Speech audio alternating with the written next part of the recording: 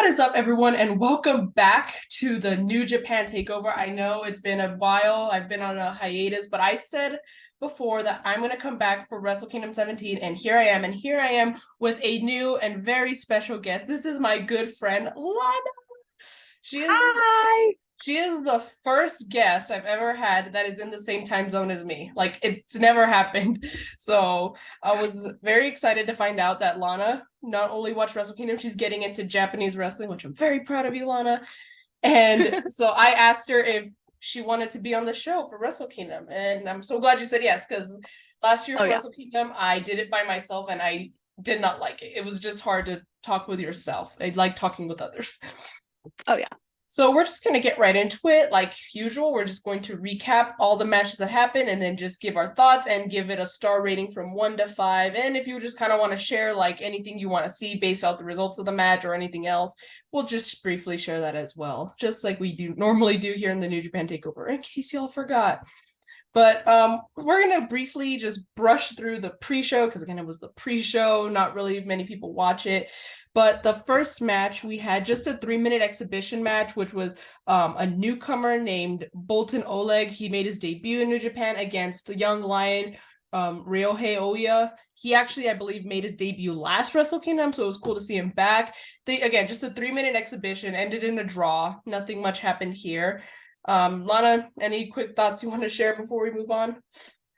I actually didn't get the chance to watch the exhibition match. I was trying to figure out how to get like Oh, subscribed and like no, get the show, and it was so you're stressful. okay. It was 3 minutes. Again, it was a 3-minute Yeah. exhibition match. They literally stopped it at 3 minutes and it ended a draw. I didn't give a rating for this match because again, it was only 3 minutes. If we would have had more, I think I could have given it a fair rating. But I said pretty good for what we got. Um, yeah, so that was the first match. I mean, again, you're just kind of getting things ready for the main card. So I mean, wasn't expecting much, especially in 3 minutes. The second match is a little more interesting. There was the King of Pro Wrestling qualifier match where you kind of have a battle royal where if you're thrown over the top rope and both feet hit the floor, or if you get pinned or submitted, you're eliminated, and the final four stay for the next night, which is normally Wrestle Kingdom Night 2, but it was actually just New Year's Dash, where you compete for the King of Pro Wrestling championship. Shingo Takagi actually got a belt. It used to be a trophy. But yeah, so the participants, I wrote everything down, was Sho from House of Torture, Hikuleo, who is a former Bullet Club member. We had Evil from House of Torture with Dick Togo. We always has to have Dick Togo with him. We had Tomohiro Ishii from Chaos, Great Okan from United Empire. We had Doki, who's formal from the formal faction, Suzuki Gun, rest in peace, that faction. Aaron Hernari from United Empire. Reisuke Taguchi, Jeff Cobb, who's a part of United Empire. Shane Haste, which is from a faction called the Mighty Don't Kneel. I don't know much about them because they are more on New Japan Strong, which I haven't really had the chance to get into myself. We also had Mikey Nichols from the Mighty Don't Kneel, or TMDK. We had Yujiro Takahashi, Bullet Club member, Toru Yano, who's in Chaos. El Phantasmo, who's in Bullet Club, Taichi, Shingo Takagi, which is in LIJ, who is also the holder of the King of Pro Wrestling Conventional Championship. So yeah, there was just a battle royal between all those talent. And Lana, I want your thoughts on this, if you're able to watch. So I started watching this one a few minutes late after I got everything figured out, and I Yeah. was very confused at first because I was like, "Oh, this looks like a battle royal," and then I don't remember who it was, but they got um eliminated via pinfall, and I really like the rules of a Rambo just from seeing this first one. It brings a I don't know how to word it, but like a new breath of life into just a conventional battle royal, because from I usually watch AEW and WWE and they just do, over the top battle royals, blah blah blah. It's just cut and dry. But I really like Rambo's, and they are very cool. I cannot talk. I am so sorry. No, you're fine. I can hardly talk ever, so you're good. You're good. We can hardly talk together. But yeah, I forgot to mention also, because I was too busy listing everyone, that the final four ended up being Sho, Toru Yano, Shingo Takagi, and the Great Okan. Honestly, I really wanted El Phantasmo to be in the final. The other Toru Yano, I mean, I don't care, I guess, but if you watched last year, the exact same thing happened where basically he qualified with literally doing nothing. I don't even think he got into the ring. He didn't do anything and he still qualified because there was like he was the final four, you know, someone got eliminated. I think it was El Phantasmo, and he just happened to be in the final four because of it. I'm kind of tired of that, you know. Luckily, because we're not going to talk on New Year's Dash right now, luckily Shingo Takagi did end up retaining the championship anyway, so but still I was like, really? So thought it was a good match. I gave it 3.5 stars because again, like kind of like how Lana mentioned, it's very different from your traditional battle royal that you would have like in AEW or WWE where you're just thrown over the top rope. It's something different, it's something unique, you know, and it's really, you got to watch out for yourself in these kind of matches because you get pinned, submitted, or thrown over the top rope. Really, no one's safe, which I really like about that. It kind of brings more intensity. A few notes I added was they did Taichi so dirty by having 4 people dump him out of the ring. And then like kind of like how I mentioned with Toru Yano, I didn't like that he just got qualified for doing nothing again. I thought it should have been El Phantasmo. And speaking of El Phantasmo, he actually pulled like a Kofi Kingston. He got thrown over the top rope and he grabbed onto the barricade and he didn't get eliminated. So, I mean, that was pretty cool to see. Just a fun spot. I wonder if that'll become his thing, maybe in the future. Like, he'll be like the one who avoids elimination. We'll see. But yeah, Lana, any star ratings you want to give the match? Yeah, I gave this 3.5 stars. I really the only New Japan events that I've watched before Wrestle Kingdom was last year's, which I fell asleep during while I was watching it on accident, and I woke up in the middle of Kenta and Tanahashi's ladder match, and I was incredibly confused. So that's really the only thing I've watched. And of course, I also watched Forbidden Door. So if I recognize somebody that was on Forbidden Door, like Shingo or Great Khan or Jeff Cobb, I was like, ooh, this is a good guy. I guess I can root for them. And I recognized El Phantasmo, and I was like, this is the purple nurple guy, isn't it? Yeah. And he ended up eliminating Aaron Hanare he's from United Empire, right? Yes. Yeah. Yes. Right. That's how he eliminated Aaron. I was laughing my ass off. Like, that's the funniest thing ever to me. And another thing is, I really liked the call. I don't remember which commentator it was, but when they said, "Oh my God, he's pulling a Kofi," I really like that they don't shy away from making references to other promotions, because we all know WWE really doesn't like to do that, and they're like barely letting up on it with the change in everything basically. But I really liked it, and it was a really fun match to start out with, and I'm glad that Shingo retained from the 4-way at New Year's Dash, because I liked what he did with Sting and Darby at Forbidden Door. Yeah, and like kind of like how you mentioned, like I do also like that New Japan like commentators do not shy away from acknowledging other people's accomplishments. Like when well, actually we'll get into it later. I'll explain later. But yeah, they're not afraid to like talk about other wrestlers' accomplishments outside of the New Japan. Like they'll say like, oh, you know, they won the WWE championship, they've won the Impact title, you know.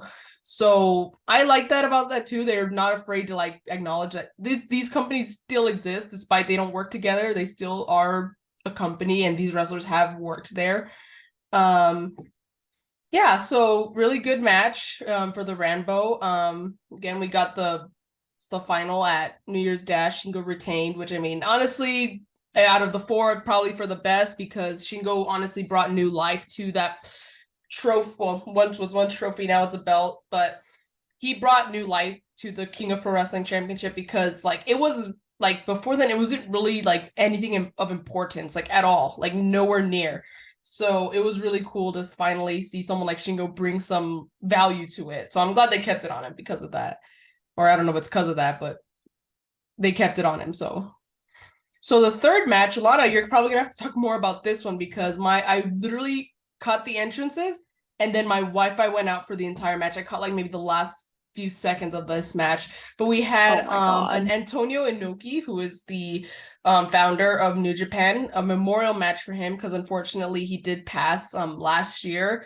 And in October. So they're doing a memorial match for him here at Wrestle Kingdom. We had Yuji Nagata, Satoshi Kojima, and Togi Makabe, really good team if you ask me, versus Tatsumi Fujinami, Tiger Mask, and Minoru Suzuki. I think if I remember correctly, if I saw correctly, Nagata, Kojima, and Makabe won.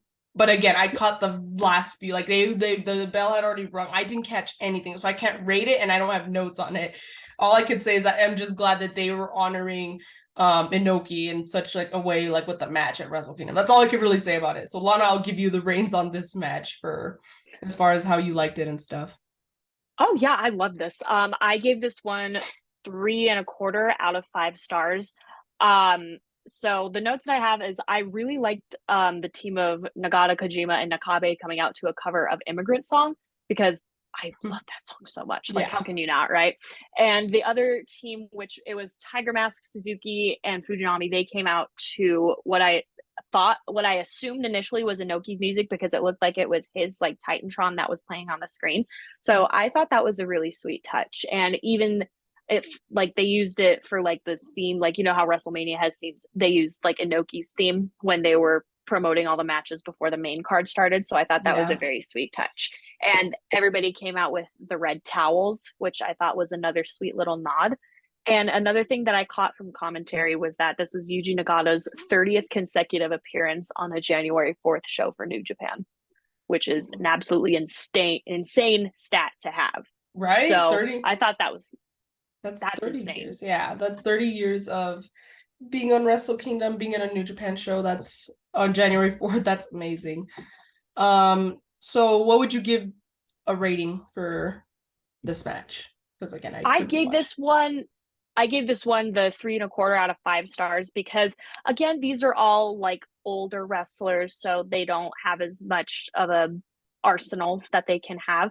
But again, like I have so much respect for these older wrestlers that are just coming out and still doing their thing. Let's say not bad for being as old as you are, competing for as long as you have, still going. Oh yeah. And I remember seeing on my Twitter timeline, somebody Googled how old Tatsumi Fujinami is. That man's 69 years old. Yeah, they were talking about that last year at Wrestle Kingdom, that he's like in his 60s and still going. That's absolutely insane to me. And I was texting another one of my friends during the show, and he said that there was a combined like 100 and something years of ring experience between everybody that was in that match. And that is so crazy to me that you just have so much talent in one ring. As far as like spots that I really liked, there was one that stood out to me. Kojima was hitting Suzuki with machine gun chops, and you know, Minoru Suzuki being Minoru Suzuki was no selling it, just kind of had the crazy eyes going on, and I loved it so much. Okay, so those again, so great. I think honestly, good way to kind of like get things the ball rolling for the pre-show. That's all we had for the pre-show. Now we're getting into the main card. Our opening match, we had Lio Rush and Yo.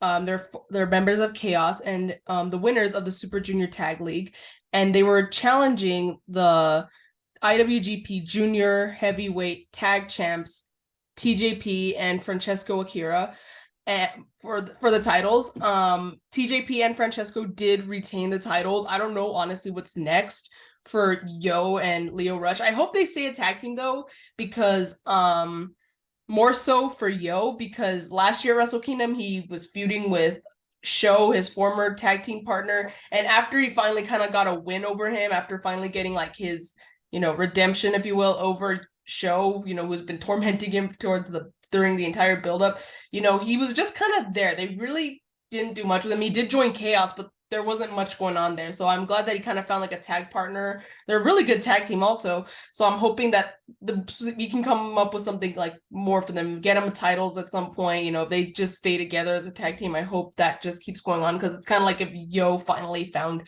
a place for himself outside of, you know, his tag team with SHO after the feud and everything. But Lana, what are your thoughts on the match? Prior to this match, I was looking at the card on sub website. I had no idea Lio Rush was wrestling again until literally Wednesday. So I was pretty shocked by that. And he's the only person that I was familiar with in this match other than TJP, who looks very different compared to his Yeah. render, by the way. He's got like the short hair in his render, but They he need to looks like, a lot of these renders need to be updated, but yeah, he no, does yeah, I look keep different. freaking, he looks like the kid from Horton Hears a Who now with that Yeah. hair. I was like, dude, what are you doing? But this was absolutely insane. I really like how well Leo and Yo's styles of wrestling complemented each other, because they're both just high flyers, and I thought they were just absolutely magnificent. And it was super quick paced, which honestly is to be expected from junior heavyweights. Or, I mean, I knew Leo as a cruiserweight before he left WWE, so I thought it was pretty freaking good to start us out with. I gave it 4 out of 5 stars. All right. I gave it 3.75 because it was a pretty solid opener. Um Again, there was not much more to like comment on that, and also because like it was the first match, it's like I need to see how these other matches are gonna be before I like start giving the 4 and 5 stars. So I think I basically said on my notes, I basically basically what I said as what I have on my notes. You know, I am glad that Yo's found a place. He has a tag partner, and I hope they do more with that. So the second match was more about what happened afterwards, but we'll still talk about the match. We had the IWGP Women's Champion, the inaugural champion, Kairi, taking on Tam Nakano of the Cosmic Angels from Stardom Wrestling. She was defending the title against her, and she retained. Before we talk about what happened after, Lana, thoughts on the match, and what is your rating for the match? Not what happened after, for the match. Of course. No, yeah. This was one of the matches that I was most excited for going into it. And I loved both of their entrances, both of their gears, just their presentation was absolutely top notch. And I was kind of sad that this match didn't even go 6 minutes, but I digress because they made the absolute most out of their time. A couple favorite spots of mine was when Tam Nakano hit a brainbuster on Kairi Sane and she went on her tippy toes for it. My eyes about popped out of my skull. I was like, that is the coolest stuff I've ever seen. And Kairi's cutlass is really nice as well. I don't know whether to compare it more to like a Judas effect or like a Hurricane, but it's beautiful. And she has never disappointed with that insane elbow. So I gave it 5 stars for each of the 5 minutes that they got because I loved That's it. so nice. Yeah, so I only gave it 3.5 stars, but again, just because it was very short. If it was longer, especially after seeing the match at Historic Crossover where Kairi won the title, it was such like I expected more, if you will, because I was like, if this was like her first title defense, you know, after winning it in such a really good match in the main event, I was like, I wanted more. So that's why I gave it 3.5 stars. But they still killed it, like you said, with the little time they did get, they did kill it. Japanese women's wrestling specifically is very intense, hardcore, and I love it. As briefly as I've seen of it, it is something very different. It is a lot different than you see here in like North American wrestling. I also kind of brought up their gear and stuff. You notice their gear is a lot more like extravagant. Like their gear is like just over like out of this world, and I love that. And even like, you know, as we'll talk about right now, like I guess people will cater to that sometimes. Like they'll bring out like the extravagance and not just like the tops and the bottoms. They'll like have like the tassels, they'll have like the bling, the chains, something. But yeah, but here's the thing. Not only did this match happen, it was a pretty short match, but here's the reason, because lights go out, and lo and behold, formerly known as Sasha Banks, Mercedes Monet, or her real name Mercedes Varnado, which I honestly love so much more, but that's just a personal issue. That's my problem. But she shows up, she hits Kairi with her finisher. Unfortunately, it was botched, but on it, people are trying to blame one or the other. Honestly, I just don't think they had enough time, or any time, if anything, to practice the move. So I'm not blaming any of them. Shit happens, okay? But it was, you know, I've seen what the move's supposed to look like. It looks really cool. But she hits Kairi with her new finisher, and she basically comes out and talks about how she's here and she wants the belt. So now at I forget the name of the pay-per-view, Battle of the Valley. Yeah, in Yeah. San Jose next month, she will be challenging Kairi for the title. Lana, thoughts on the debut, or the appearance of Mercedes Moné? I thought it was done really well, of course, except for that botched finisher, because like you said, shit happens. What can you do? And I've seen really a lot of criticism about something that New Japan really cannot control, which is the crowd reaction to Mercedes' debut. The most, like, the corniest thing that I've seen, and I've seen it so much, is people are saying, oh, the crowd goes mild, New Japan sucks, blah blah blah. No, that's not how this works. They're being, what's a good word? It's restricted, basically. Exactly. Like it's preventative measures because we're still in a pandemic. And, like COVID's still a thing. And it's a lot different there than it is here. Like so much different. I don't even know what their status on vaccinations are, or like protocols. It's a lot different here. Obviously here in the States, we have a lot of things are a lot more in control now, but the things really, same thing can't really be said for Japan because we don't know. Maybe things really aren't back to the same like normal that it once was. Maybe next year, who knows, maybe even later this year. But these people who clearly don't watch New Japan, because if you go back and watch like 2017, 2016, even 2018 New Japan, before all this, before the pandemic, the crowds were always so wild. They were vocal.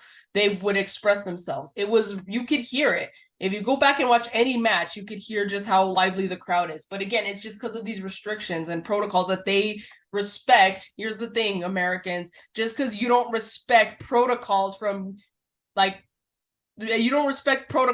your country doesn't mean other countries don't respect the protocols there. They respect what the rules are given, and they're not going to go against them. I'm pretty sure they're just glad that they can be at full capacity. So I'm pretty sure they're going to do what they do what they can, and they're just going to respect it. That's the thing. That's it. So again, the crowd reaction, honestly, I think has nothing to do with it, because the online reaction was absolutely insane. Like, people were talking about how happy they were, how excited. And honestly, I said this yesterday on our weekly show. I personally have not been the biggest Sasha Banks fan, but I said yesterday that I'm going to use this kind of like as a clean slate. I'm going to, give her a chance, work with the ladies here in Japan for a while. And honestly, I'm going to give her a chance. Like, I didn't really like Sasha Banks in WWE, but Mercedes Moné may be different. She's a new style of wrestling. It's a new name, new look. So I'm going to start clean this new year with Mercedes, and I'm going to give her a fair chance this time. So yeah, I mean, I'm happy that she's doing something she likes. I'm glad she's finally back, and we're just going to have to wait and see how things go. Oh, absolutely. And the thing that I'm honestly most excited for about Mercedes being in New Japan, Stardom, both, what have you, is Stardom, from what I've seen, which is not a lot, it's really a faction-based promotion, because you've got Oedo Tai, you've got Cosmic Angels, you got DDM, and the two Joshis that accompanied Kairi to ringside, it was Natsupoi and Mina Shirakawa, if I remember correctly, because they're all in a stable together. And it seems like Mercedes is probably going to be a lone wolf. I wonder if that's going to continue, if she's going to possibly align with one of the stables in Stardom. Either way, I think like these matches are going to be absolutely amazing. New Japan's kind of the same way. Like, it's rare when you see a wrestler that's flying solo. Prime example, Hiroshi Tanahashi. He's not in a faction at all. But then you have like Chaos, you have the Bullet Club, you have United Empire, you have LIJ, you have, House of Torture, like so many, the Mighty Don't Kneel, so many factions, so many members, but you have these rare little, like, I think Raisuke Taguchi, not in a faction. Hiroshi Tanahashi, he's not in a faction.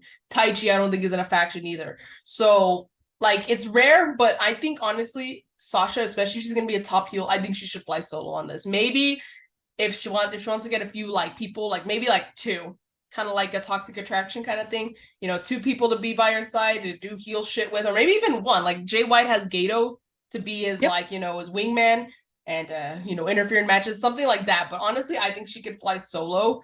But I think people are not giving her a fair chance, saying she's already botched a move, she's gonna be like a wreck. It's like, dude, she hasn't even competed in a match yet. Like, hold up. But yeah, good for her on her debut. It's a new beginning for you know, for her, it's something she hasn't done. So we just have to wait and see. We'll have to wait and see what she has to bring, which I have honestly high expectations for. Oh, same. So after that, we had the third match, which was another title match. We had FTR, which is Dax Harwood and Cash Wheeler, defending the IWGP Heavyweight Tag Championships against Bishamon Air, or the members are Hiroki Goto and Yoshihashi. Bishamon won the championships from FTR. I talked about this on my Instagram story, how I was happy. The only reason why mostly is because those titles were hardly defended when FTR held them. I think those are the titles that should stay in New Japan because, again, there's so many tag teams, so many factions in New Japan. I think the tag titles out of all the titles should be the ones to stay in Japan to be defended. And with FTR, that just wasn't happening. In their defense, they did have titles for Ring of Honor and AAA also. But before then, you know, you had champions like Chase Owens and Bad Luck Fale who were almost constantly defending those titles. So I'm just more than anything relieved that these titles are going to be back in Japan where they could be consistently defended like they once were, and as they probably should be, because again, a lot of the talent in New Japan are in factions, so tag team championships are probably more crucial than anything there. But Lana, what is your thoughts on the match? I know you're a huge Cash Wheeler fan, so I Who would told you that? Who told you that? That's not me. That absolutely is me. I thought this match was really good. I gave it 4.75 out of 5 stars. Coming into this, I knew next to nothing about Bishamon. Other than that, I've heard good things about them, so I was expecting this match to be good. It absolutely delivered. I loved every second of it, honestly. And I thought it was good that, as you were saying, the belts are now back in Japan where they can be defended on a consistent basis by a Japanese team, which that's not me saying that I don't like it when gaijins come in and take titles in a foreign promotion, but FTR were being presented as this absolute monster force of a tag team in AEW, which is why they got the AAA belts. Although I'm still really confused as to why when they won them, they were in those stupid little green luchador outfits and they called themselves Super Frogs. Because they were heels. I think it was just to make fun of the culture and tradition and stuff. But yeah, I digress. I know. Yeah. That was good. But they really never defended the AAA belts until they dropped them to, I don't remember who it was, but they dropped them on December 28th at a AAA show. And now they've dropped the IWGP titles. And then they lost their ROH titles to the Briscoes in that double dog collar match, which was amazing, by the way. Mm-hmm. So I really think this is going to be a good start for a new angle for FTR because they're already kind of feuding with the Guns in AEW because the Guns attacked them after the double dog collar match. But yeah, they just really weren't defending their belts that they had in non-US promotions, and they really only started defending them a couple months ago when they defended them at Royal Quest against Aussie Open. So I'm happy that just clean slate is the best way to word this. Yeah. And honestly, I will cut them a little bit of slack. I get it's hard, especially with there's still COVID protocols and it's different in different countries. And I know some people have used this argument against me that when Kenny was the champion, he wasn't defending it as often. I'm that was mostly the AAA title, and that's because they haven't booked him to, and again, it was just the COVID protocols. I don't remember if Kenny won it before or after the pandemic started. I think it was after the pandemic had officially begun. I could be wrong. I would have to go back and check. But also, I think, honestly, first of all, there's so many thoughts I have about FTR and their title reigns. And that I thought, first of all, that they were going to be holding the Ring of Honor titles the most because it's the promotion that with the guy they're signed with, which is Tony Khan. Tony Khan owns Ring of Honor. I thought they were going to hold those for a long time. I thought the Japanese belts were going to be the ones they lost first because, again, just the travel and the not the requirements you have to follow for COVID. So it was just a lot, honestly. I don't know how many people can I'll get into it a little bit later with the US title match, but it's going to be hard to defend in Japan, which I'll give them some slack for that. But The AAA titles, I kind of feel bad because I don't think they really wanted to take the title off to FTR. I don't think they really wanted to like it wasn't because, oh, I don't think they should be champions or their time is up. But if you've been seeing reports, apparently AAA wants absolutely no AEW talent, with the exception of Kenny Omega, to hold their titles. Apparently, and honestly, I believe it's because of Ty Conti and Sammy Guevara. They were the intergender champions, tag champions together, and they, I think, canceled on them or flaked on them like twice or three times, and I think they just had enough, so they were just like, I don't think we can do like any AEW talent for our title holders. But they still want Kenny Omega because of his name, and they still want him as the champion, so who knows, down the line Kenny might be getting that AAA title again. But they see a lot of name value in Kenny, but I think that's probably the reason why FTR was stripped of the titles, basically, because like they're like, we don't want any AEW talent at this point anymore. For which, I mean, that sucks for them. I don't think it was their fault that they took the titles off them.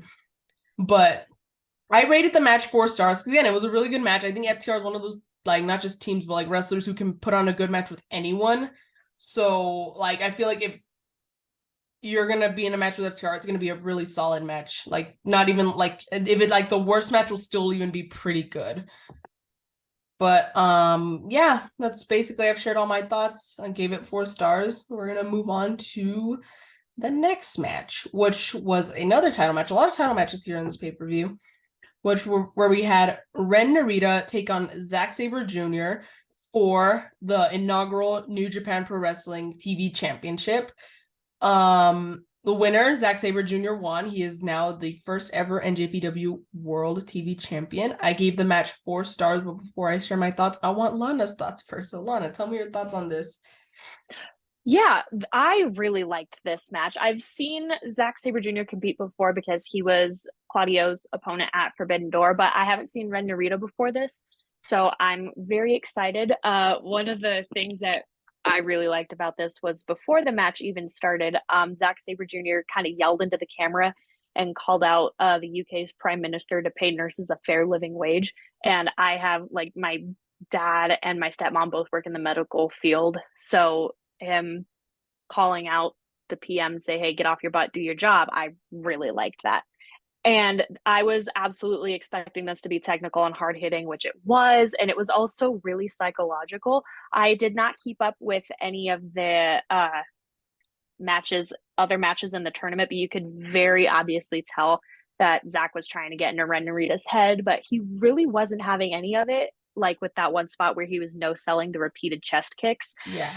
That takes a lot. So it's yeah, pretty and I really like ballsy. Yeah, it's pretty. Though. It's pretty ballsy to not sell. It's kind of like, it's on the most. I think the 2 most insulting things you can receive as a wrestler is no sells and the you can't wrestle chance. That's probably the 2 most insulting things you can get. Yep. But I mean, obviously people do it to, like, you know, get under the skin. John Moxley's done that with Sammy Guevara. Like, Sammy chopped him and he like so dramatically like fell to the floor and then quickly got up. Like, it was like, yeah, stuff like that. I'm like, that's messed up. Like, even if you're a face and I like you, I'm like, I still think that's messed up. But yeah, it was a really good match. I honestly expect nothing less from Zack Sabre Jr., especially after seeing his match at Forbidden Door.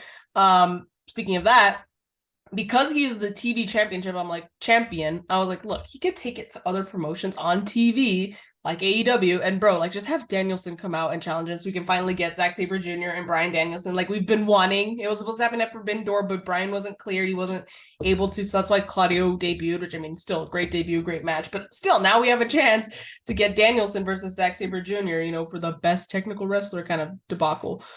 And I do think that chance was increased after Dynamite the other night, because MJF was saying, hey, Bryan, I want you to jump through some hoops before we have this 1-hour Iron Man match at Revolution. And now that Zack Sabre Jr. is a champion, I have a feeling Tony could be like, hey, yeah, like, bring him in. Yeah, exactly. And it doesn't even have to be a title match. Just like, again, just, you know, you could talk about, look, I'm the TV champion. Like, let him come out and basically, like, gloat for a bit, and then, you know, let Danielson come out and say, well, I'll kick your head in and stuff. Let that happen. Exactly. But something to note quickly before we move on to the next match, the Mighty Don't Kneel came out and offered Zack Sabre Jr. to join the faction because he was formerly in Suzuki Gun, which is no longer a thing. Sad, big sad. But they offered to join and he accepted. I was on it. I don't know why. Maybe they're still heels anyway, but I was like, I don't know why. I thought usually something sketchy happens when someone is offered to join a faction. Like, Mox, was offered to join the Inner Circle and he like hit Jericho with the bubbly on his head. Jay White was offered to join Bullet Club by Kenny and instead he hits him with a switchblade. I'm like, asking someone to join a faction is never a good thing, but it worked in this case. So, and apparently they have history with their days in Pro Wrestling Noah. So I thought that was like interesting because again, I'm trying to get into Noah. I started watching last year, but the person who got me into Noah doesn't even talk to me anymore. So it's hard to like watch without thinking of them and then think about everything that's happened. But I'm getting through it. I'm moving on. So I'm going to try and watch more Noah this year. So maybe I'll go back and see those days where they were together. And also because Zack Sabre Jr. is now a member of the Mighty Don't Kneel, I think we should get at some point the Blackpool Combat Club versus TMDK. That's just me though. Oh, that would be really good. It would be awesome. Like just book it my now. God. Maybe like that would be amazing. If they do Forbidden Door again, do it then. Like do that. Oh yeah. So next we have the 5th match of the night. We have another title match. We have Carl Anderson defending the Never Openweight Championship against Tama Tonga of Guerrillas of Destiny.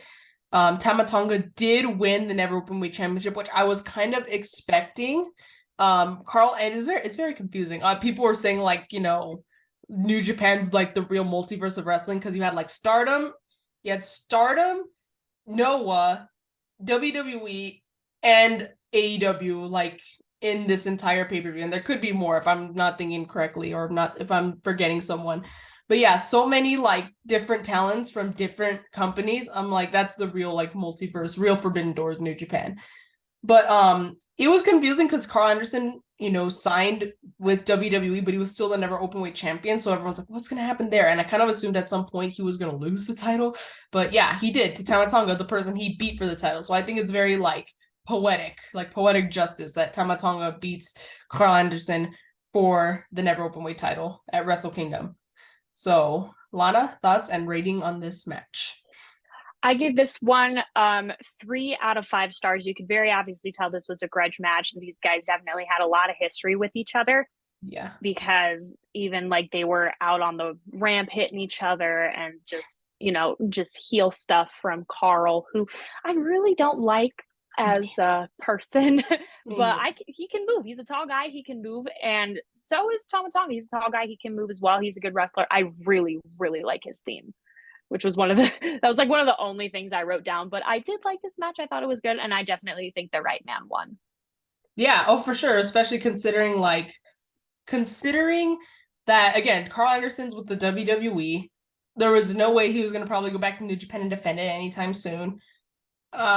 So, I mean, again, the right guy who did win. And again, I'm glad it was Tama Tonga because I know people were like, why? It's like, I don't know. Some people might complain that they're just like throwing the belt around and stuff. But I'm like, no, if Carl Anderson has to drop it to someone because, he has somewhere else to be contractually obligated to be somewhere else, then I think the person who he beat for it should winning it back. And again, I liked that. I liked the way I liked it's a full circle moment, if you will. That's what I'm trying to think about. It's a full circle moment for this feud.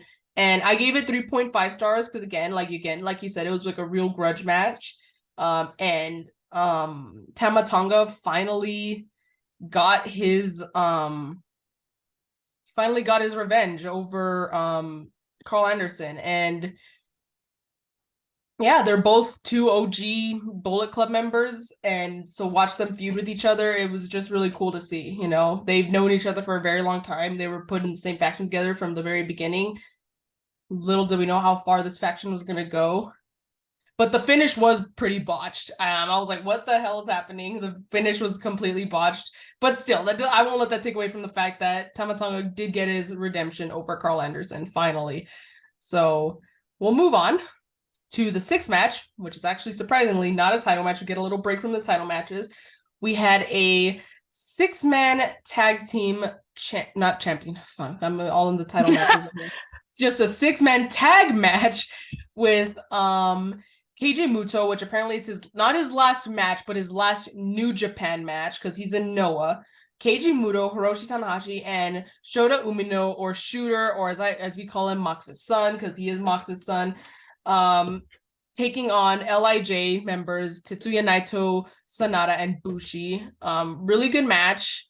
Umino, Tanahashi, and Muto won the match. Honestly, just before I let Lana before I'm stumbling. Before I let Lana share her thoughts, I'm just gonna say quickly that I just think it's a little crazy how last year at Wrestle Kingdom we had Tanahashi and Keiji Muto going up against each other in a tag match, and now they're in the same tag team match. It was just crazy because again, what difference a year makes. But Lana, you can go ahead with your thoughts and your rating for this match. Oh, I loved it. I really, just from the beginning, I liked Naito's presentation. I loved his all white suit that he came out in. I was like, this is a cool guy. And it's funny because you usually see him in like a little baseball cap or whatever, and he's just kind of there. He's just, but he really pulled out a super cool outfit, and I like the mask that he wore too. I thought it was great. And like, I love LIJ's theme. Like, it's Sonata and Bushi's. Oh my God. Yeah. And I also wrote down that I haven't really seen Shota wrestle except for Forbidden Door, same with Tanahashi, but both of them give off such cool vibes, and I can understand why you like Hiroshi Tanahashi so much. He just seems like such a chill dude. He is like the ultimate, like he's like don't let like him being a wrestler deceive you. Like he is honestly such a cupcake. He's so sweet. Also, when I call someone cupcake, just for everyone to know, I mean that like they're sweet, not that they're like soft. Yes. Like not that they're like sensitive or soft. No, I mean like they're so sweet. So Hiroshi Tanahashi is such a cupcake. He's so sweet. That's why like at historic crossover, he's like the John Cena of New Japan. He's like the ultimate never gonna be heel baby face, like top guy. He's that person, and I'm just like watching him do heel shit at historic crossover. I was like, what is this? I'm like, Tana, what are you doing? But yeah, like I love him so much. He's so like wholesome and he's so happy. It's rare when you see him upset that when you do, you're like, holy shit. Like you should have seen the look he gave Jay White the night after he won the Never Openweight Championship from him. Oh my God, if looks could kill Lana, it would. You don't want to see Lana. Or when you should have seen the reaction. I still need to find that clip. I would love to get a screenshot or a clip of this. But when they showed the new IWGP World Heavyweight title, like they unveiled it and Tana was on commentary, and oh my God, he looked pissed off. I was like, holy shit, no one, like he's a cupcake, but don't piss him off or else you're in for it. But yeah, and honestly, I can give you a list also of Tana matches you need to watch because he's a really good wrestler. Some people are like, oh, he's slowed down and stuff. I'm like, the dude's like 45 years old. Okay, maybe he has slowed down, but he could still fucking hang. Exactly. But yeah, it was a really good match, good tag match, good way to end, I guess, the New Japan career of Keiji Muto. Not even career, but like, if it's his last New Japan match, I guess that's a good way to end his time in New Japan. I don't know what's going to happen, if he's just going to go back to wrestling it just with Noah, or I don't know what's going to happen. But they really stressed that it was his last New Japan match. And Shota Umino, don't sleep on this guy. He is incredible. I see this guy winning some gold in the near future. I really hope they do. Like honestly, I could see him winning the junior heavyweight title in the future. Like that's a good start. That's always a good start. You know, if you want to start putting titles on people, the junior heavyweight title is probably your best bet. That's what they did with Kenny, even though he's nowhere near a junior weight, even in the beginning of his Bullet Club days. But yeah, and also like I don't know, this is just a random side tangent note that I wrote, that Shooter looks like a young Tana, like the light brown hair, the red tips. That's how Tana had his hair at one point. The gear looks like has like a similar aesthetic, but instead of like red, there's more pink. I'm just like, dude, like he looks like Tana like years ago, like a few years ago when Tana had like the light brown hair and the red tips. I'm like, dude, this guy's like Tana but younger. But I loved Shota's tights. I thought they were so cute. No, yeah, they again, just Japanese gear just hits so different. Like it's so like extravagant and beautiful. Like it's probably one of the hardest things to cosplay, which I would love to do. But again, I don't know how do you just get the specific design of some of these outfits? It's just almost impossible. But yeah, really good match. Wish nothing for the best for Keiji Muto, whatever it is he's doing, which is apparently not in New Japan anymore. But we're gonna go on to our Before we seventh. move on, Oh yeah, no, go ahead. Go before ahead. Sorry. before we move on, there was this one call from commentary that ended up being one of my favorite calls of the night from any of the Actually, matches. I have that in my notes, but go ahead. I fucking skipped over it, but go ahead. Go ahead. Do it. It was they called the face team the Three Musketeers of the past, present, and future of wrestling. Of course, Muto being the past, Tana being the present, and Shooter being the future. And I thought that was such a perfect way to describe them. I had to write it down. I was like, whoever Yes. wrote that down got it like nail on the head. Beautiful. Yeah, and also I'm glad you mentioned that because like not only did I skip over that, but I skipped over that during this match. I'm so glad you held me back before we moved on. During this match, they kept talking about a backstage brawl that was happening between the other LIJ members. Like, oh, LIJ's involved. So if it wasn't Bushi, Sanada, or Naito because they were in the match, it was Hiromu Takahashi and Shingo Takagi, who were, I guess, brawling backstage with Kungo, which is a Noah tag team. Apparently, that's who they were brawling with.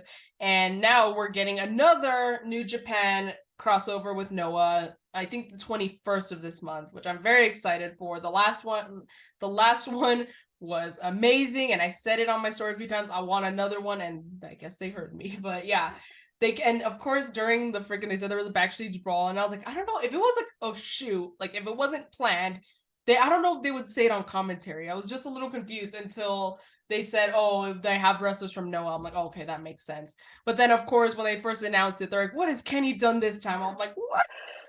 Like, no, that gave me so much PTSD. I was like, dude, shut up. Well, they said backstage brawl, and yeah, again, the freaking non-flashbacks from All Out. I was like, holy shit. But that's exactly what it is, freaking non-flashbacks. But then, like, freaking, oh, what has Kenny done this time? I'm like, I was like, really? He didn't do anything! Like, except, okay, here's the thing. Kenny, honestly, I've noticed, I don't know. I'll say, you know what, I'll save this for his match. I'm like, I shouldn't mention about Kenny now. But yeah, glad you held me back, because there we go. That happened. There was a backstage brawl, and now we're getting New Japan and Noah again. I think I might stay up and watch that because I saw a couple matches on that card and it looked really good. If it's the 21st, hold on, what day is that? What day is the 21st? Oh, that's a Saturday. Okay, perfect. Because I'm like, I start school, Lana. So I don't want to. So the school's made it hard to stay up, and then being sick has made it hard to stay up also. But I stayed up for Wrestle Kingdom anyway. But so we're gonna move on now officially to the 7th match, which was for the Junior Heavyweight Championship. We had Taiji Ishimori, Bullet Club member, taking on Hiromu Takahashi, El Desperado, and Master Wato for the championship. Hiromu Takahashi did win the title, and I gave this, it was a really good match. I was like, honestly, it exceeded my expectations very well. And I gave this one 4.75 stars. It was incredible. Congrats to Hiromu. And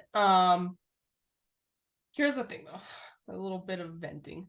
Not that I don't like that Hiromu Takahashi won the title, because I do. I love seeing my favorites, which he is one of them, you know, accomplishing stuff. I love seeing them holding wrestling belt, like, you know, getting titles and stuff. So I'm glad that he won. But here's the thing, okay? I was like, I've kind of vented about this on my story on Instagram. I was like, look, he's only been mixed in the junior heavyweight division for so long now. I want him to get out of that, and obviously winning the title doesn't really help. Obviously, I'm so happy for him, but this kind of just keeps him from going into the heavyweight division. I want him to compete in the G1. I would love for him to win, like, the Never Openweight Championship at some point, you know, or even, like, I know it's a little harder. Well, people in factions always go up against each other, but you know, going up against Shingo for the King of Pro Wrestling Championship, like, let him do something else that's not just being in the junior heavyweight division. Like, he is much more than that now, especially because he's been involved in the junior heavyweight so many times now. So I'm glad he won the championship, but I just want more for him. He's more than just a junior heavyweight. So mostly my thoughts on the matches, I want more for Hiromu Takahashi, but still a fantastic match, and I'm still happy for him. But Lana, I'll let you go on and talk about your thoughts on the match and what your rating is for it. I actually also gave this 4.75 out of 5 stars. This was my first time seeing all of these guys compete. I know Hiromu was supposed to have a match on Forbidden Door, but he ended up getting sick and they had to make like a last minute change like the day of. Yeah. So I'm trying to remember what he was supposed to be in. I don't remember what match he I was going think to it was one of like the tag matches that was earlier. Like I might have been on the Yeah. pre-show, but yeah. I wonder, I don't think Shingo Takagi was the replacement. I don't know. I wonder if I have my Forbidden Door notes still. If I'm gonna look for see if I have my Forbidden Door notes, but if while I look for them, go ahead and continue with your thoughts and your rating. Yeah, I thought all these guys looked super cool. Just they all had such cool gears, themes, just general presentations. I really didn't know who to root for. But when Takahashi came out, I don't know if any of the viewers would know what this is, but there's a sort of art museum where I live called Meow Wolf. It's super like trippy, it's bright colors, a lot of like weird objects, and Takahashi reminded me so much of that. And I was like, I think I might root for this guy because he reminds me of Meow Wolf. I know there's a location in Denver, there's also one in New Mexico and Albuquerque, but it's such a cool spot. Another thing that I wrote down, I said, no wonder all the matches have been pretty short. They spent an eternity on all the entrances, Mm-hmm. which, I mean, I digress. Again, the matches were all just absolutely amazing. When you got four guys in the ring, it only feels right that you do a bunch of like batshit crazy spots. And these guys absolutely got the memo. This was fast paced. It was hard hitting. Definitely I'd honestly put it as my second favorite match on the card. I really liked the sequence with El Desperado and Hiromu where they were like persevering from stuff that would put literally anybody else out. There was also a really good suplex from Master Wato to Hiromu Takahashi near the end of it. And I thought the finish was really good. And I'm happy that Takahashi won. So that's what I wrote down. Okay, sorry. I'm looking at an article and oh, okay. I remember now because I read the fucking article. So the tag match at Forbidden Door that had Takagi, Sting, and Darby was supposed to be an 8-man tag match with Hiromu Takahashi, and their opponents was ELP, Hikuleo, and the Young Bucks. That's what it was. But because Hiromu got fever and stuff, he started showing symptoms. He was unable to go to the match. Or he was able to go actually leave the country. See, like COVID protocols are a lot different in Japan.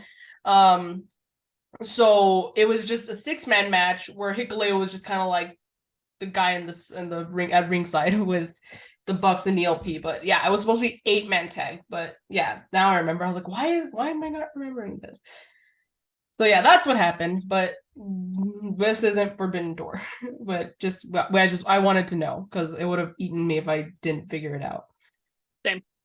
So okay, so now, oh boy, like rub your hands together, Lana, like just like, oh boy, yeah, I know, deep breaths, like I'm like jitters.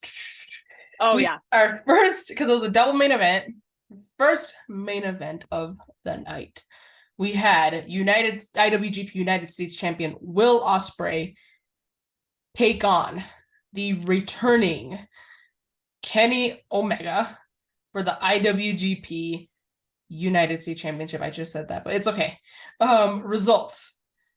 After an incredible, fucking amazing ass match, Kenny Omega won the IWGP US title. Lana, your thoughts and your ratings. Oh my goodness. This was the one that I was honestly the most nervous to watch for obvious reasons. This is their running back, such a good match from PWG. What I will say though, like we all know how much I really like Kenny. He's the one that got me into watching AEW, and I owe so much to him, and I'm really grateful for him. I feel the exact opposite way about Will Ospreay. I don't. Oh, I know. I saw your stories. I saw your stories. Like you would do like the finger and stuff. I'm like, oh no, Lana doesn't like him. Oh yeah, no. I mean, as much as I don't like to do this, if it's any time ever that I'm gonna give Will Ospreay his flowers, it's gonna be for this match because it was amazing. And I will say I liked that he came out and had like an Assassin's Creed inspired robe because I played a couple of those games and I was like, I can appreciate that. I can appreciate that. But since we're talking about video game inspired entrances, Oh Of boy. course, Kenny did it, and it was Sephiroth from Final Fantasy. Of course, the one-winged angel where he gets his finisher's name from. And his gear was honestly some of my favorite. Like, I've always held a special spot in my heart for the Wrestle Kingdom 12 gear that Kenny wore, because that was my first New Japan match of Kenny's that I watched. And I was like, nothing's ever going to beat this. And I was proven wrong. I loved his hair, just the gear was so pretty, His and hair I is loved long. it so much. Oh yeah, he had to have. Oh my, it Yeah. looked so good. Yes. I'm like, It looked so good. And another one of the things that I wrote down, I had to have wrote this down like right before the match began, but I said, I just know Jim Cornette is already bitching and moaning about this. Good. Because we all know he doesn't really like flippy bitch shit in his wrestling, I'm but like, we can all be wrong. We can all be wrong. I know, but like, before you get to your rating, I just want to say, because you brought up Jim Cornette, I'm just gonna say this right now, okay? Sorry if I offend you, but I'm not that sorry, because I'm still gonna say it. But honestly, like, here, I even told my dad this. He's not like one to hate on the flippy shit and stuff, but like we talked about like how the backlash that like Kenny, the Bucks, even Osprey, like a lot of wrestlers get. And I'm like, you know what? Like, I get you like the traditional old school stuff, and guess what? There's still wrestlers who do that. But if you want exclusively that, then you can just sit your boomer ass down and go watch some old 80s WWF wrestling on Peacock or whatever, because this is the future. This is how things are. This is how things have been for wrestling for a while, and it's not going to change. Just because you criticize it doesn't mean they're going to stop. It's not. If you are still thinking that wrestling should only be the old school traditional wrestling, you're about as far behind as people who think that women should only be housewives and that segregation should be allowed. You're about far behind with the times as those kind of people. It's the future. Deal with it. Go watch old shit if you want to be with only the old shit. That's all I can say about that Exactly. specifically. But Lana, Preach. what did you rate this match? I gave this 6 out of 5 stars, which I thought was funny because I was waiting ever since the ending bell rang. I was like, I don't usually do this, but I was like, I have to know what David's going to give this. And he gave it 6.25. And I was like, you know what? That's perfect. That 100%, that is the absolute, like, that's what it deserved. This was the most cerebral match in like the context of it's very obvious these two guys hate each other. Like they have a very strong disdain for each other. In like the press conference before the event, Will was saying like, it's my turn, you need to give me the torch, like I'm gonna put you down for good. Or else I'm And gonna take it from you, like shit like that. Yeah.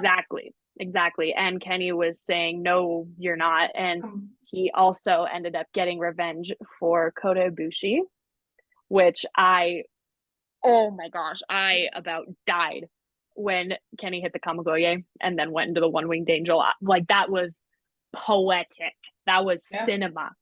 Will Like Ospreay's that the one, was yeah. Will Ospreay's the one who beat beautiful. Kota Ibushi for the title, so yeah, it's like kind of like, avenging Kota, if you will. Exactly. But yeah, so I didn't have any notes because I literally said speak from the heart because I was like, I could write for miles about how I felt about this match.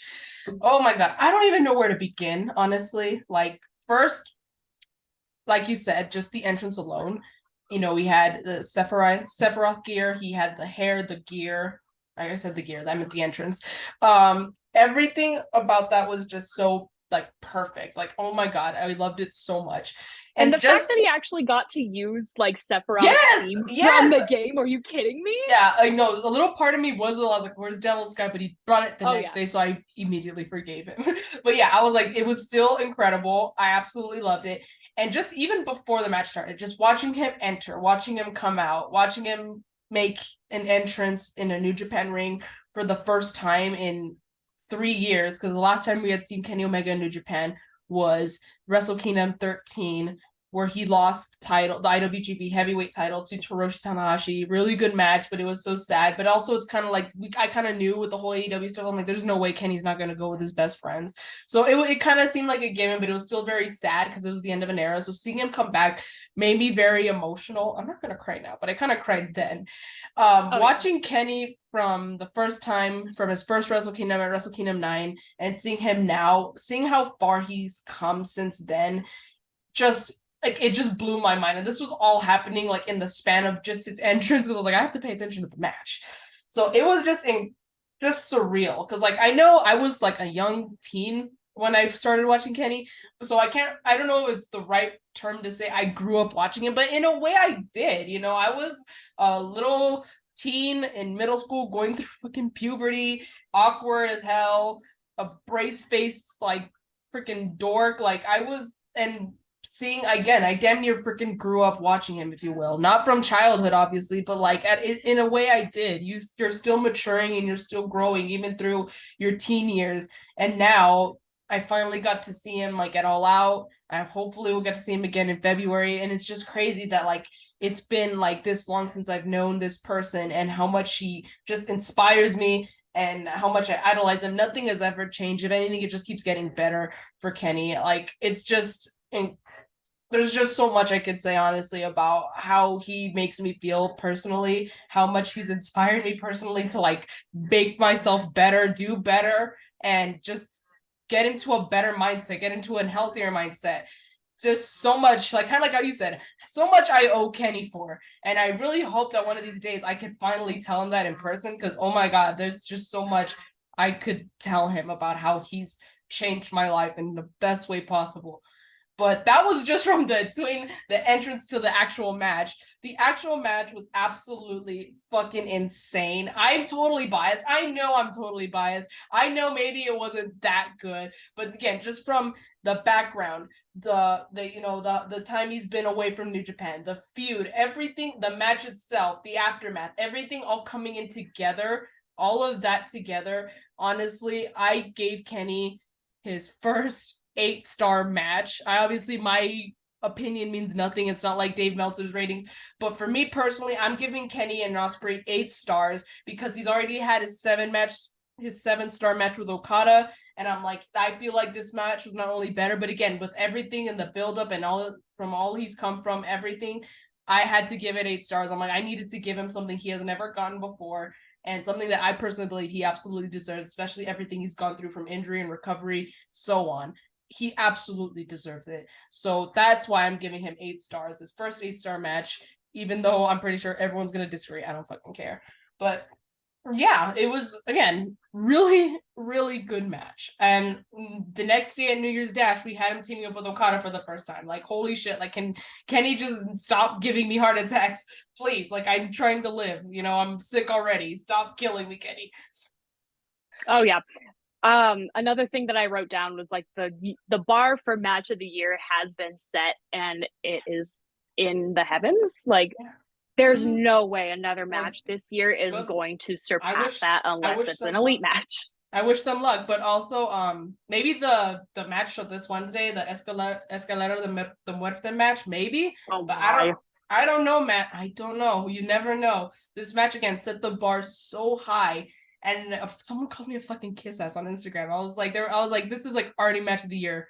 But because I think it is like how it's gonna be hard to top it. And someone's like you're just started. Like then they called me a kiss ass. I'm like, dude, I don't give a shit. I am a Kenny kiss ass, but what about it? Exactly. Yeah, and I was like, but like, am I wrong? It was not like it was a like piss poor match. Like it was a fucking incredible ass match.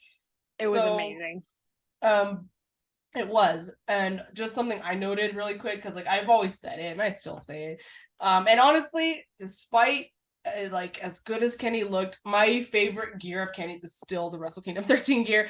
If I have to rate his last 4 Wrestle Kingdom years, I think I'm gonna have to give it to Wrestle Kingdom 13, 12, 17, and then 11. Because, I mean, I like the Terminator gear, don't get me wrong, but I've always loved the Wrestle Kingdom 13 gear. I've always loved that Kenny's brought out, like, the props. He's always had many pieces, and I feel like this one didn't have as much. It was so beautiful, and his hair looked fucking amazing and all that, and I loved the theme that had the music also. But again, like, what makes the Wrestle Kingdom 13 gear so like my favorite and still is my favorite of all time is, you know, he had the green, he had the wing, especially the armor. It was just incredible, you know, the arm pieces, you know. But yeah, that's just a little side tangent from me about that. But yeah, I have one of my own actually. I saw somebody suggest on Twitter. I decided to write down their ad because I wanted to give them credit. It was like the Detroit Dawn. They suggested, and I like my jaw dropped as soon as I read this because I was like, this is such a good idea. They suggested that they do Omega Jericho 3 for the IWGP US belt at the Winnipeg show in March. That is a fucking great ass idea. That is a good idea. Like, I wanted Jericho versus Omega like 3, because again, you got to complete the trilogy. It's just Exactly. you must complete the trilogy. And they each have a win over each other. Kenny beat Jericho at Wrestle Kingdom. Jericho beat Kenny at Double or Nothing. And now the two Winnipegs, you know, people like Winnipeggers, but that's fucking Jericho's podcast. But the two Winnipeg natives go at it. I think that's perfect, dude. I think that's honestly, I think they should even take up like at least 45 minutes to an hour of the whole show. Oh yeah. For give them all the time. Or honestly, for once in AEW's goddamn life, they always say, we'll go past if, you know, like this match will still continue if we go past the hour, and it always stops right before the hour. I'm like, no, let them go. Like, let them do what they want. Don't give them a time limit. Let them go at it. Here's the only other thing though. If this happens, because again, I do want this to happen. I do want Jericho versus Omega 3. Absolutely. I need the Painmaker against the Cleaner. Like, I'm talking about Cleaner who wears the black tights, the aviators, holds the broom with him. That Cleaner. The Cleaner that I first fell in love with. Jacket and everything. Like, I need that Cleaner and the Painmaker. Like, the two most intense versions of each wrestler thrown into a ring. Give me that, please. Like, and also, two more things I want to mention before we move on, because I said I would mention it later. And the first thing is when I talked about the New Japan titles, you know, the tag team titles staying in Japan to be defended. I talked about how, you know, some people kind of give Kenny the same thing. Well, like Kenny's, you know, won a title too. Is he going to come back to New Japan? He could, but also because he is the U.S.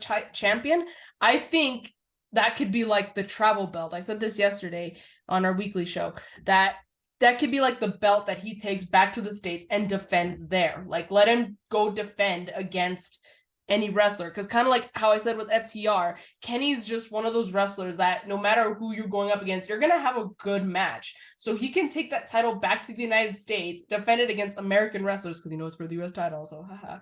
And then maybe at some point down the line, even at like, he could even defend it at like the American pay-per-views. They're doing a lot more American pay-per-views. I know last year they did one like DC, Chicago, 2 in California, I think.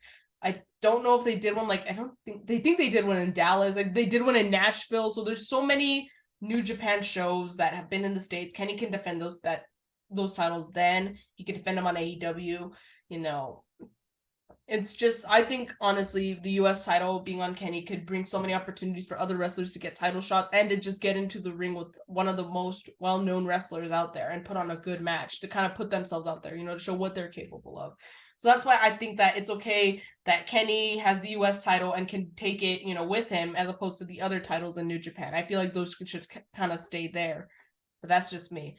And then the other thing I wanted to just quickly bring up, I was going to say this earlier, is that the thing with Kenny is that if you notice, he's more like, well, in most cases, he's more like, you know, if he's not heel in the States, if he's like, you know, he's currently a babyface in the States, in New Japan, at least, he's more like of an anti-hero. Like, you can kind of tell, like, he doesn't do like the babyfish shit, like, oh, is he okay? Or, you know, oh, like, I want to like win via like, yeah, I want to win in the ring instead of just count out. Like, no, Kenny will just kind of like play both sides, if you will. He's more of an anti-hero, more intense, which I really like about Kenny in New Japan. It's kind of like a I don't give a fuck attitude. Like, I don't care if I'm a face, I'm a heel. Like, if you hate me, if you love me. He just has that different attitude in Japan. And I love that about him. But that's just what I wanted to point out really quick. So after that incredible first main event, we had the second main event, the closing match. Honestly, they should have been flipped, but I mean, that's just me. We had Jay White, the Bullet Club leader, defending the IWGP World Heavyweight Championship against the Chaos leader, Kazuchika Okada, who's also the 2-time two consecutive 2022 G1 Climax winner. Kazuchika Okada did win the belt over Jay White. I thought it was a very good match, but I'll let Lana talk about her thoughts first and her rating. Yeah, the first thing I wrote down for this one is I love both of these guys, but try as they might, there's like probably no way that they're going to top what we just watched. No, especially in just a regular one-on-one match. Absolutely not. Oh, yeah. I like that this one had like a slower start to showcase the mind games, regardless of the 5-1 record that Jay White was boasting about on all of his socials, because I follow him on Instagram. He kept posting pictures from his previous victories over Okada saying, "You're not going to get another one over me." Like that doesn't take Okada off of his guard, because he's just one of those guys. You cannot deter him from mind games. No matter if you pull the win over him, like he's not going to fall for your crap like whatsoever. It's also like it didn't stop Jay from being absolutely relentless with his mind games, not just to Okada. He was kind of throwing shots to Tana on commentary, to the crowd, trying to get them to keep doing the too sweet. Like everybody was under his thumb and he knew it. And I really liked that they had a very slow descent into losing his composure, because again, like that's all he wanted to do is toy with Okada, kind of just like playing with his food before he ate it. But as he began to realize that he wasn't going to be able to put him down this time, he lost his grip. And like that's kind of when he started tearing up, crying, and was yelling at Okada, "You're not going to take this from me." But he did. So I really liked like every stop was pulled for this one. Like I bet you they knew they weren't going to be able to have a better match than Omega and Osprey, but they still did everything that they could. And I absolutely loved the ending sequence. And I also really liked when Okada hit Geto with a DDT on the ramp. I thought that was really funny, because you really don't have a lot of people like hurting the seconds, especially if they're the face. But, you know, Ghetto's there just to kind of be annoying and be like, "Hey, yay, Jay, woo." So I really liked this match. Yeah, it was a really good match. I gave it 5 stars because it was still really good. Obviously, like we knew it wasn't gonna be able to top the match before, but again, they did everything they could for like a one-on-one match, like no weapons, no nothing. And it was both wrestlers still put on a show, and they really did a good job closing out the night. And also, I think Okada and Jay are just like wrestling soulmates. I think that their feud is like just something that's never really gonna end. Like they're always gonna cross paths, but when they do, it's always gonna be an amazing match. They're not gonna, disappoint. They never will. These two are always gonna put on such a good match. They have good chemistry with each other. But honestly, I don't know what's gonna happen, because after the match, Okada won, and Jay kind of like, kind of showed his respect, if you will. He kind of like leaned over him and like told him something, and then left. I didn't watch the press conference. I had to go to bed. I was so tired. But Same. I'll probably talk more about it like at the next weekly show, just about what Jay said, if he did say anything. I don't even know if he did.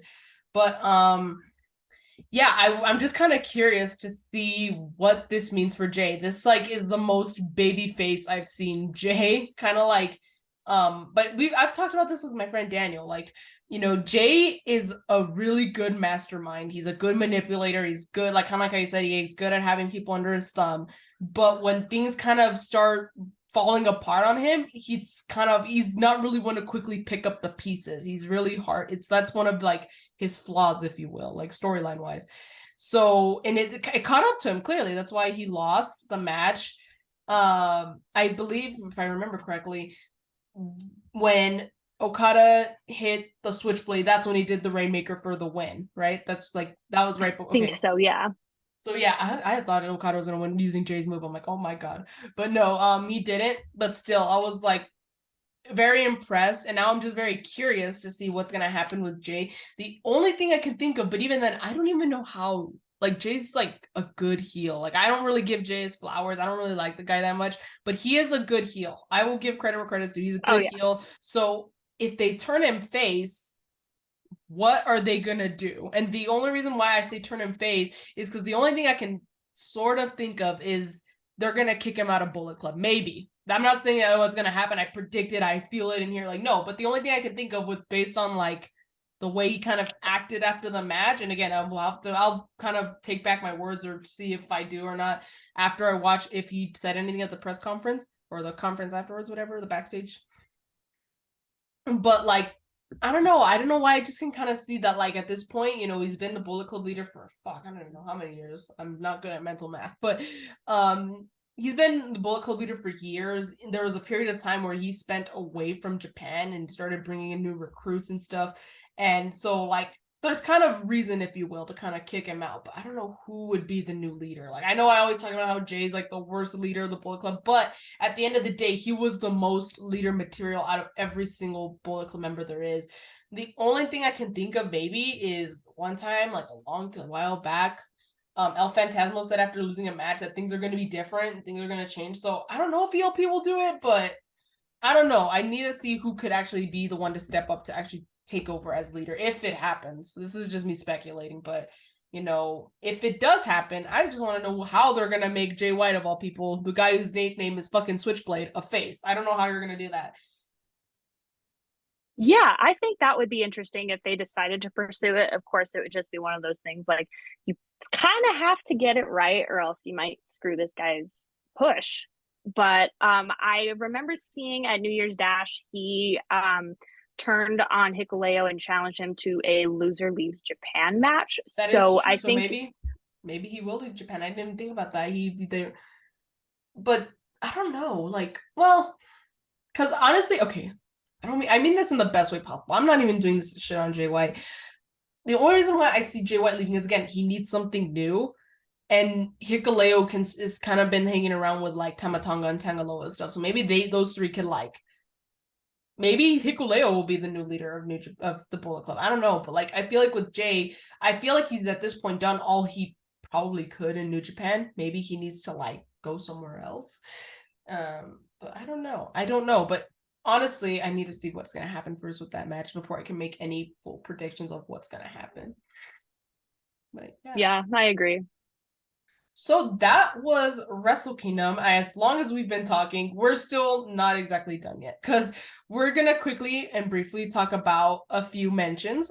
We're going to talk about match of the night, wrestler of the night, tag team of the night, and an honorable mention to anyone or anything that happened. So Lana, I'm going to ask you first. I'm pretty sure we're going to have a lot of the same answers, but it's okay.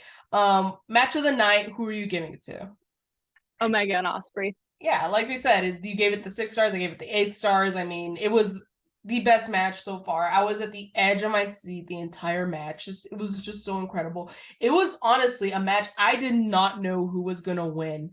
I probably should have mentioned this earlier, but I mean it's not too late to mention it now. But it's because like I was trying to think about like why Kenny would win, why would he lose and stuff. But it's like Kenny, they both kind of have something to prove.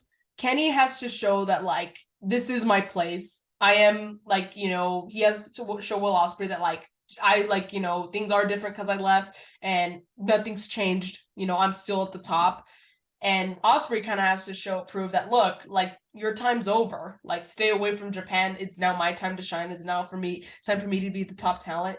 So I don't know. Like I don't know what's gonna happen, but like they both had something to prove. They both had their intentions. They both had a motive to kind of like prove themselves in a way. So it was a match I did not know who the hell was gonna win. I know some people saying it was gonna end in a draw, which I'm like, I can see that just so we can get another match, but I probably would. I'm like, no, you can't put me through this again. So Kenny won. That's that. But yeah. Wrestler of the night. Who do you think that goes to? I'd give that to Kenny. I'd give it to Kenny too. Look, I know obviously I'm a little biased, but Just a little bit, but it's fine. You can see all my Kennys here. But again, like I said, he had something to prove. He hasn't been in Japan for 3 years. He kind of wanted to show that, like, look, just because I left doesn't mean that I've lost it, you know, or like no one drew, because I know Jay White's biggest thing was I drove Kenny away, or even Will kind of said, like, you left, you walked so I could run kind of deal. So Kenny kind of showed, like, no one drove me away. I left on my own. And even if I do come back, I will still be where I once was. And like nothing's changed. And he showed that.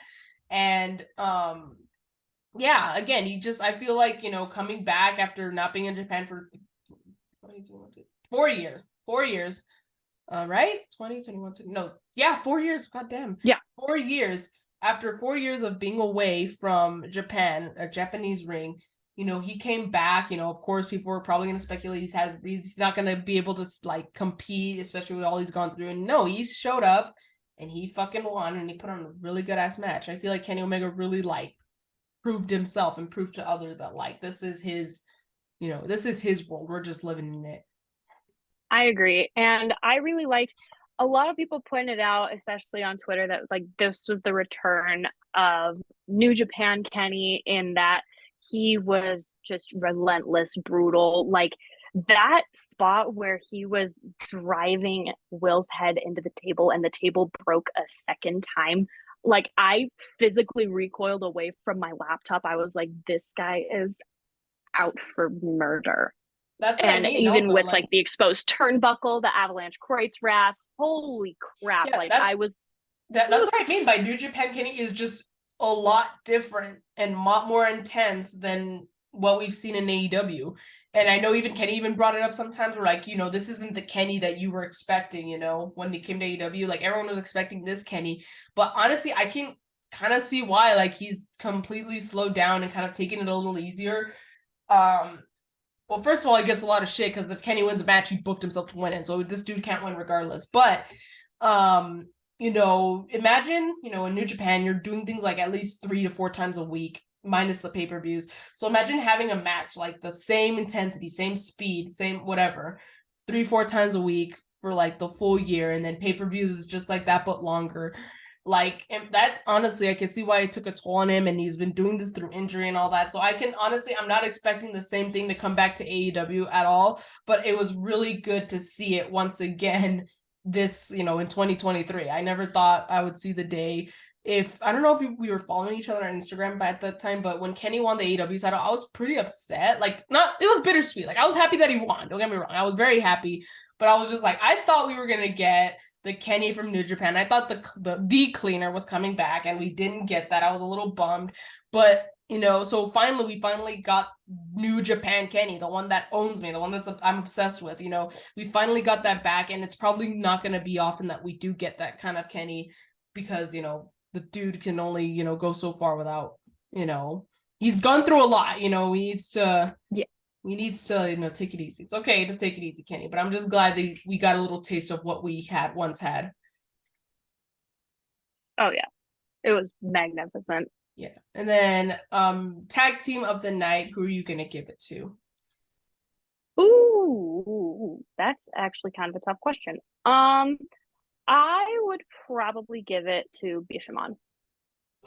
Yeah, I had them, but then I was like, you know what? Like, just because they won the titles, I mean, I was like, I just decided against it, and I decided to give it to. I know it was still it was technically the pre-show, but I gave it to both tag teams that participated in the Antonio Inoki match. I know I wasn't able to watch it, but it was solely for the fact that they were honoring this man who was the reason that we're able to watch Wrestle Kingdom. I think that speaks more volumes than anything. So I gave it to them because they were honoring him, and I'm pretty sure, like kind of like how you said, they did such a good job in doing so. And I will go back and watch the match, and I know I'm gonna like it anyway. So that's why I'm not gonna like. That's why I'm gonna say this kind of blindly, you know, giving them the tag team of the night. But again, they're honoring the very same person who created this company that so many people watch and so many people look forward to watching, and that so many talents compete in. And I don't know if you watched the tribute show. I believe they did the tribute like sometime in October, I think October 10th. That was probably one of the most heartbreaking things I've seen. You know, seeing them like mourn and just grieving over his death. It was sad. It was so sad. And like I said it before, like watching your favorites like upset and sad is just, it hits you hard. Like it's like if they're the ones that makes you happy, seeing them sad just makes you sad. So seeing them honor him was honestly very, like, again, I wanted to give them like a shout out to that, for that. So I gave them tag team of the night. And last but not least, any little honorable mentions you just want to give shout outs to anyone, anything, any spot, any moment that you saw during this pay-per-view? I would probably give a quick shout out to Kyrie and Tom, because Tom, is it Tam or Tom? Tom, like it's TAM, but Tom, like Tom. Okay. I would probably give them a shout out because another commentary thing that I like just remembered a few seconds ago, when Kairi was making her entrance, one of the English commentators said that this was the first women's match in Tokyo Dome in like 30 some years. And I thought that was absolutely insane. And I'm still kind of sad that like they got their time cut, but that was like to make room for Mercedes. But for me, this is just an excuse to like watch more Stardom. Yeah. It was the first one-on-one match, because like they usually have a match. That's what it was. They usually have a match with the Stardom wrestlers, but it's usually like some sort of tag match. And last year it was on the second match. It was the second match also. I think they need to, like, especially if it's for the IWGP Championship, women's championship, bring them up on the card, give them more time, Maybe, hopefully they'll do that at Battle of the Valley, but who knows? I absolutely think Kairi and Mercedes should main event Battle of the Valley. I think so. I think that'd be awesome. I think so too. That would be amazing. My shout out, I'm just gonna give it to Shota Umino, or Shooter. Like I said, like, don't sleep on this guy. This guy's fucking amazing, and I see great things for him in the future. These last few matches I've seen of his are honestly so good, and I just hope that they see like the potential and the talent that he has, because it's there. And honestly, you just need to like let him show what he's capable of, and he's done that many times against Will Ospreay. He's shown that he's such a good talent. He's good. Like, that's, I don't know what more to say. He's an incredible talent, and I want more for him, and I hope that he gets that, and I wish him nothing but the best. So I want to just give him a little shout out there, because he's just amazing. But yeah, oh my god, I don't know how long this was. I still can't see how long it is. I'll see afterwards. But yeah, that was a recap of Wrestle Kingdom 17. Lana, I want to thank you so much for doing this with me. Like I said, I can't do this on my own. I've tried and it just couldn't. So when I found out, okay, Lana's watching Wrestle Kingdom, let me see if she can come on. She's in the same time zone. When you said yes, I was like, thank God, because it's harder to navigate with someone who's in a different time zone. You got to think about the time change. You got to think about how late it is for them. But for us, it's the exact same time. It's 3:48 p.m. for both of us as of the time we're ending this. So I just want to thank you so much. And I do not want this to be the first and only time you're in one of my shows. I have an AEW show also, but I would love to have you there on some point. But I need an idea for a show. I'm kind of stumped right now. But yeah, I would love to have you back at some time. But in the meantime, you can tell the people where they could find you. I'm most easily findable on Instagram as Bexplosions. It's literally the word explosions with a B at the front. And then I actually recently changed my Twitter handle to Bucks of Youth. The O's are actually zeros, and it's like all caps. New year, new I did that last year. But yeah, thank you for having me. I hope I can come on again. This was super fun. No, I definitely want you back again. Honestly, I love talking to you. We've honestly, little secret, this is the first time we've talked like ever, like not ever, but like we've texted back and forth, but like video or even phone call, like actual like verbal conversation, this is the first one, which honestly I'm so glad. We need to like FaceTime sometime at some point, or like go live on Instagram at some point. But yeah, thank you so much again, Lana, for joining me again. I would love to have you on again. We'll just have to discuss the day and what exactly we're gonna do. But for me, you can find me on Instagram and on Twitter at y2garcia_. If there's no underscore, that's not me. That mistake has been made before. If you want to check out all other things ShElite Showcase related, you can follow Katie on Twitter at KatieWrestling13. The link tree is in her bio. Subscribe to our YouTube channel, please. We're like pushing 200 subscribers. YouTube.com/ShEliteShowcase. We're usually live on Twitch at twitch.tv/ShEliteShowcase, usually Thursdays around 6 p.m. Eastern Standard Time. And we have merch also. Just everything you want to look for, check it out at Katie's link tree in the bio. We also have other shows that we do, like this one, New Japan Takeover. Like I mentioned, I have an AEW show called Light the Fuse. I need to come up with a new episode, but I'm stumped on an idea. Maybe Lana can be on that one too. Maybe I can have Lana and someone else on as well, because I would love to have like maybe 3 or 4 people at some point. But yeah, I have those shows as well. Check them out. Katie has her shows also. She has Inside the Mind of, where she interviews other podcasters. She has a collab show called In the Crowd, a little bit on a little bit of a hiatus, but we're gonna see what happens with that. And she, I believe, has a new series that she's gonna do called Storytime with Katie Kinsey. So be on the lookout for that. But yeah, like I say, when in doubt, just go to the link tree. We're always there. If you don't like or prefer watching, which I don't know why, it's a lot more fun when you watch, but if you like to listen, we're on Anchor, Spotify, Google Podcasts, Apple Podcasts. Give us a rating. Tell us how much you love us if you want. I won't tell. But yeah, also just massive shout out. I always do this. We always do this. Massive shout out to Justin at Heel Tactics. You can find him on Twitter. He is the musical mastermind behind all things music wise on ShElite Showcase. Without him, we'd have no music for our intros at all, or outros. So thank you so much to Justin. You can go check him out. He's absolutely incredible, and nothing but love for him. But I think that's all I have. Until then, I'll see you on the next episode of the New Japan Takeover. Bye!